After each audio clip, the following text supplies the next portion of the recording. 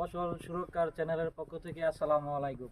আপনাদেরকে দেখাবো কিভাবে বেগুন পরিচর্যা করতে হয়। এই এখানে দেখেন মোটামুটি অনেক টমেটো গাছ আছে।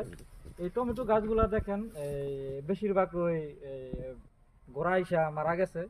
তো এটার ভালো একটা আছে, সমাধান আছে, এবং ঠিকঠাক মতো যদি আমরা এই পরিচর্যা করতে পারি তাহলে বেগুন গাছ কোনো সময় এরকম হবে না।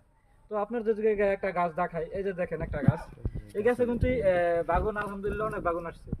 তো এই গাছে যখন ফলন আসে তখন অনেকে জানে না কি করতে হয়।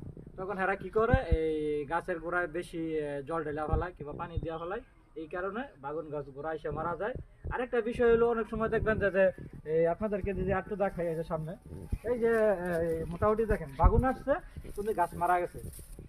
তো এই গাছ মারা যাওয়ার পিছনে অন্য কিছু কারণ আছে, এটা আপনাদেরকে দেখাবো।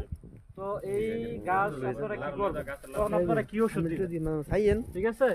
আপনারা কি ওষুধ দিবেন, তখন এটার ওষুধের জন্য আপনাদেরকে দেখাবো যে কি ওষুধ কোন নিয়ম যদি ব্যবহার করেন তাহলে এই টমেটো গাছ ভালো থাকবে। তো এই যে এখানে দেখেন আলহামদুলিল্লাহ এই যে এইদিকে খুব ভালো টমেটো আসছে, যে আপনাদেরকে দেখাই, এই যে দেখেন খুব বড় বড় টমেটো আছে এই যে। হ্যাঁ, তো এখানে এই মোটামুটি অনেক গাছই আছে নষ্ট হয়ে গেছে।